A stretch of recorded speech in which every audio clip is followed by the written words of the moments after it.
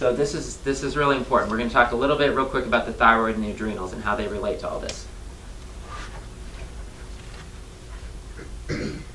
So why does it always seem like women get diagnosed with hypothyroidism, underactive thyroids, and not men? Have you noticed that? Does anybody notice that? It's just me. But there's a lot more women that get diagnosed with underactive thyroid than men. Thyroid and estrogen are actually antagonists of each other. So when you're estrogen dominant, it affects your thyroid function. So if you have the high synthetic estrogen, it shows signs of thyroid dysfunction. There's nothing wrong with your thyroid, but it shows signs. That's what the symptoms manifest in your body, a sign of thyroid dysfunction. But it's the high synthetic estrogen that's the problem. So what happens? You go to the doctor, he says there's a problem with your thyroid, and he gives you Synthroid, which is the last thing you need. Your problem is estrogen dominance, not a thyroid problem.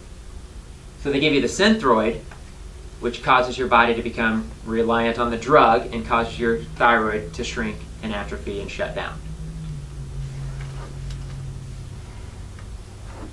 The adrenal glands are important because they produce hormones. Any women who's had a hysterectomy, if you've had your ovaries removed, you don't stop producing hormone. You need hormone to survive. Your adrenal glands produce those hormones now. So it's really important you focus on the adrenals. It's important to focus on the adrenals anyway for hormone balancing. They've actually done studies where they've shown that by healing and increasing function of the adrenal glands, they've seen cysts and tumors disappear related to female issues. Like fibroid tumors and cysts and things like that disappear just from strengthening the adrenal glands. The adrenal glands are very important for hormone functioning, but even more important for anyone who's gone through surgical menopause or a hysterectomy. And I thought this was ironic. I put, what's the solution? And I put like a guy there, like the guy is wondering what the solution is. And I thought that'd be funny, but maybe not. Sorry, Herb. So here's the handout. And we're going to go over how your body was designed to work right. So in other words, you're saying people who are taking hormone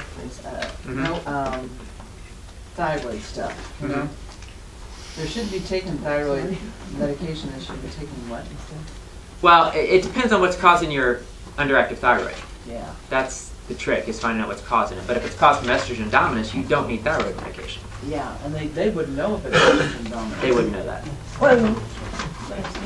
Unless they ran a bunch of tests. You could ask them. I mean, that's a great thing. They have lots of tests. They have lots of good diagnostic tools. Yeah. Say, hey, I heard that you can have thyroid issues from being estrogen dominant. Can you check to see if I have high levels of synthetic estrogens? They have tests for that. So